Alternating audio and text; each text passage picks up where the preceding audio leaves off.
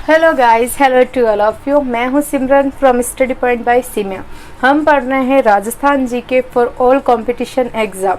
Rajasthan GK जो सारे exams में आता है, स्पेशली अभी एग्ज़ाम जैसे कि जो चल रही है BSTC और वनपाल वन रक्षक, राजस्थान CET एग्ज़ाम, उसी के साथ में जो सारे एग्ज़ाम हैं उनमें वैसे भी राजस्थान जीके आता है। सिविल स्टेट सिविल सर्विस है वहाँ तक। तो राजस्थान जीके में राजस्थान इतिहास का टॉपिक चल रहा है, जैसलमेर का इतिहास, जिसमें हमने पिछले वीडियो में मूलराज प्रथम तक पढ़ा था। अब हम इस वीडियो में पढ़ेंगे राव दूधा के बारे में, कि राव दूधा ने क्या किया क्या नहीं किया, उन सब के बारे में हम जानेंगे। रावल दूधा, सॉरी, राव दूधा अलग है, रावल दूधा अलग है।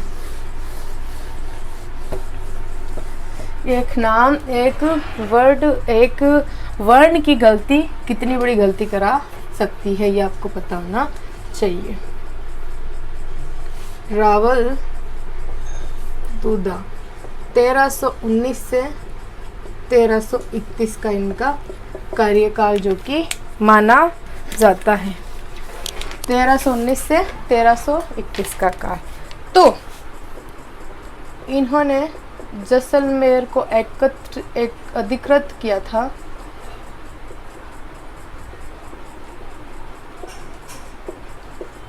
वो किया था 1319 से 1320 के लगभग इन्होंने जैसलमेर अपने हाथों में ले लिया था। ये हो गई। इसके बाद है कि इन्हीं के काल में मोहम्मद बिन तुगलक के सेनानायक वर्सेस रावल दूधा। मोहम्मद बिन तुगलक का जो सेनानायक था और जिस सेनानायक का नाम है फिरोज शाह तुगलक, फिरोज शाह तुगलक और रावल दूधा के बीच में क्या हुआ? युद्ध हुआ। इन दोनों के बीच में लड़ाई हुई। वो जैसलमेर का द्वितीय शाखा जाना जाता है, जैसलमेर का द्वितीय शाखा। तो प्रथम शाखा, तो मूलराज प्रथम के समय रतन सिंह और मूलराज ने जो जौहर किया वो हो गया। और दूसरा शाखा जो कि आपके रावल दूधा के काल का माना जाता है। अब कहीं पे क्वेश्चन ये आता है कि फिरोज शाह तुगलक के बीच में हुआ था युद्ध या मोहम्मद बिन तुगलक। तो जिस हिसाब से इनकी जो डेटिंग है 1319 जो है, उस हिसाब से ये 1319 से 31 का जो इनका काल है, तो इस टाइम जो शासक था दिल्ली का वो था मोहम्मद बिन तुगलक। तो राजा वो था और इनके सेनानायक थे फिरोज शाह तुगलक। तो क्वेश्चन ये आता है कि यदि पूछ ले कि किस सुल्तान के काल में, तो बताना है मोहम्मद बिन तुगलक, और किसके साथ, तो फिरोज शाह तुगलक सेनानायक थे, इनके साथ रावल। वही बात है कि महाराणा प्रताप का हल्दीघाटी का युद्ध अकबर के साथ हुआ था या मानसिंह के बीच, लेकिन एक्चुअली रियलिटी उनका युद्ध तो मानसिंह के बीच में ही हुआ था उनके सेनानायक के बीच साथ में। लेकिन किसके काल में हुआ था, किस मुगल शासक के नेतृत्व में, मतलब कहने पे हुआ था, तो वो थे अकबर। उसी प्रकार मोहम्मद बिन तुगलक के कहने पे उनके सेनानायक फिरोज शाह तुगलक वर्सेस रावल दूधा के बीच में जो कि युद्ध हुआ था। ये हो गए। अब हम पढ़ते हैं रावल गटा सिंह या गड़ी सिंह, उनके बारे में।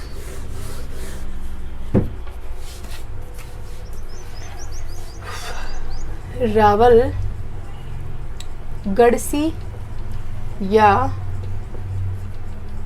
गटा सिंह, ये हो गए। ये है 1343 से 1361 इनका जो कि शासन। गटा सिंह या गढ़सी, रावल गढ़सी या गट्टा सिंह, इनके बारे में आप ध्यान रखना। ये कौन थे? मूलराज के भाई जो रतन सिंह शहीद हुए थे ना पहले साके में, उनके पुत्र थे। रतन सिंह के पुत्र थे कौन? गढ़सी या गटा सिंह। फिर बात है कि जैसे कि फिरोज शाह तुगलक और ये रावल दूधा के बीच में क्या हुआ था, युद्ध हुआ था, यानी कि साका हुआ था उस टाइम, जो कि मतलब द्वितीय साका है था उस टाइम, मतलब महिलाओं ने जौहर किया और राजाओं ने कैसे रह गए। तो उस समय क्या हुआ, फिरोज शाह तुगलक जीत गए। तो आधिपत्य किसके हाथों में चला गया, मुसलमान आधिपत्य। लेकिन रावल गढ़सी ने वापस, जो गटा सिंह है, इन्होंने वापस जो जैसलमेर का शासन है अपने आधिपत्य में लिया और लेकर ये सिंहासन पे आरूढ़ हुए।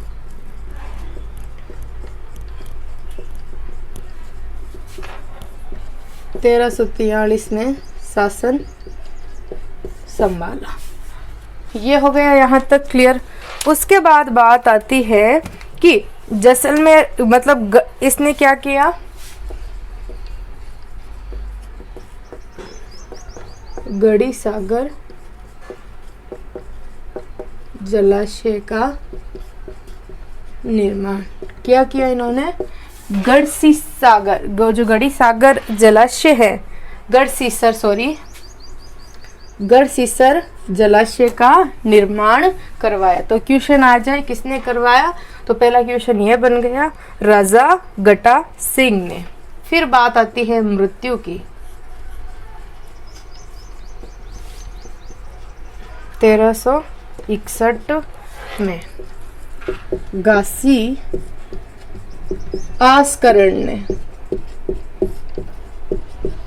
जो घासी आस्करण था उसने धोखे से, जो कि गटा सिंह की डेथ, उनकी हत्या कर दी 1361 ईस्वी में।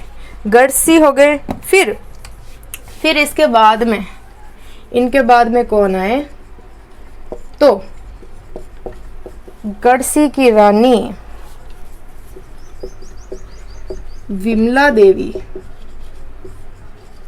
के पुत्र कहर, गढ़सी की हत्या कर दी। तो गढ़सी के बाद में इनकी रानी थी ना गढ़सी की विमला देवी, उनके पुत्र रानी विमला ने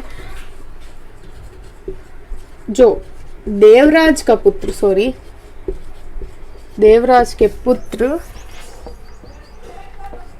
केवर को उत्तराधिकारी बनाया।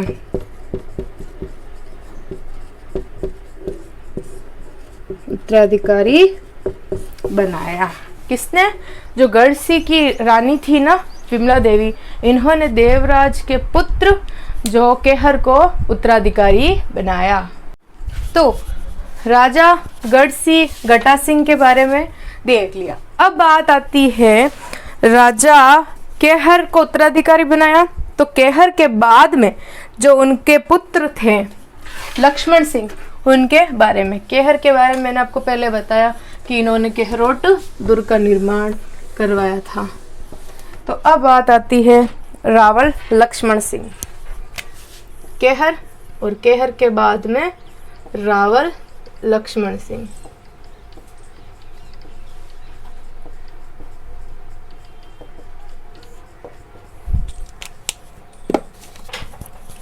ये कौन है,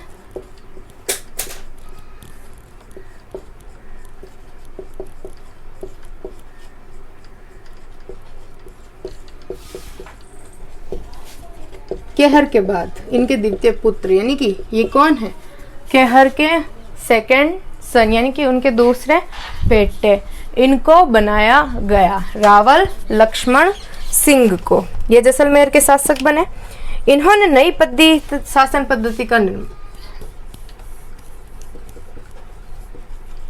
जैसलमेर की नई शासन पद्धति का प्रारंभ। तो लक्ष्मण सिंह ने क्या किया, जो लक्ष्मण सिंह ने क्या किया, जैसलमेर की नई शासन पद्धति का प्रारंभ किया। इन्होंने क्या किया,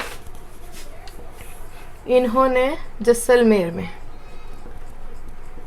लक्ष्मीनाथ भगवान विष्णु के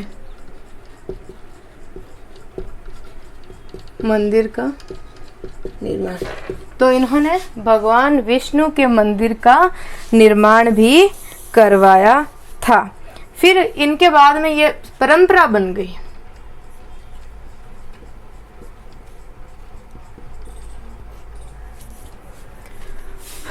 बाद, क्योंकि इन्होंने भगवान विष्णु का मंदिर प्राकी कि जो लक्ष्मीनाथ है इन्होंने अपने नाम पे बनाया। प्रमुख देवता है क्या? भगवान लक्ष्मीनाथ क्या है? प्रमुख देवता है। जबकि इन्होंने तो अपने नाम पे बनवाया था, ना किसी श्रद्धा भाव से।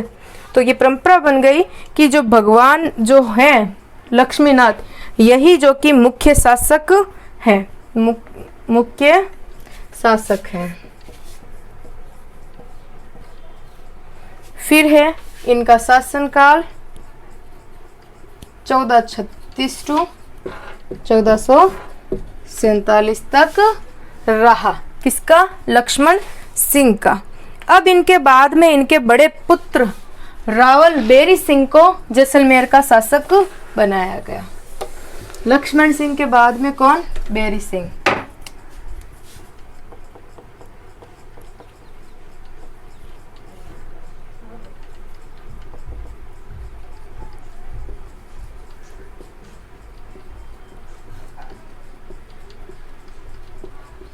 लक्ष्मण सिंह के ज्येष्ठ पुत्र।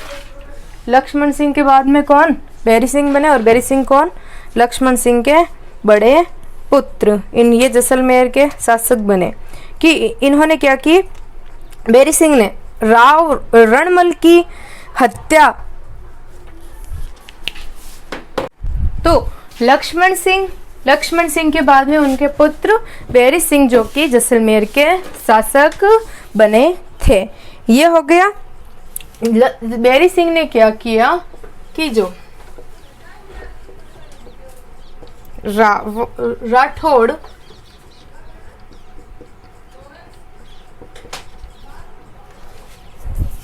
राव रणमल सिंह की हत्या होने पर उसके पुत्र जोधा को अपने राज्य में शरण दी। क्या दी? शरण दी थी। यानी कि रणमल सिंह के काल और जोधा के समकालीन कौन माने जाते हैं? राजा बेरी सिंह माने जाते हैं। फिर है कि इनका 1447 में निधन हो गया। 47 में निधन। तो ये हो गए बेरी सिंह। अब पढ़ते हैं रावल जेत सिंह द्वितीय। वो तो थे रावल जेत सिंह ओनली फॉर प्रथम। अब बात आती है रावल जेत सिंह द्वितीय के बारे में।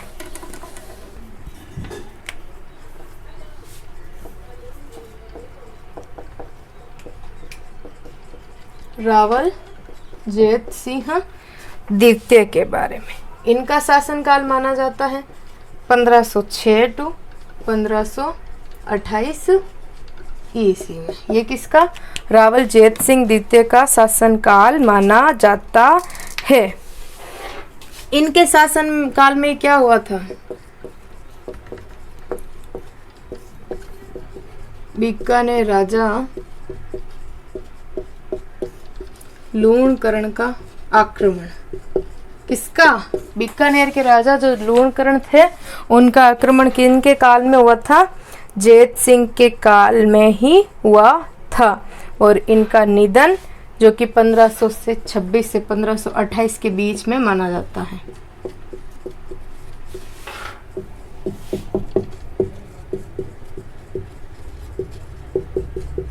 यानी कि 1526 या 1527 या 1528 में इनका निधन हुआ था। ये हो गया। यहाँ पे हमने जेत सिंह, बेरी सिंह, लक्ष्मण सिंह सब देख लिए। अब हम नेक्स्ट वीडियो में पढ़ते हैं राजा लूणकरण के बारे में और उनके बाद में अन्य राजाओं के बारे में। आई होप आपको ये समझ आया होगा, अंडरस्टैंड होगा एंड एग्जाम में सपोर्ट करेगा। Thank you so much. जय हिंद, जय भारत, जय राजस्थान।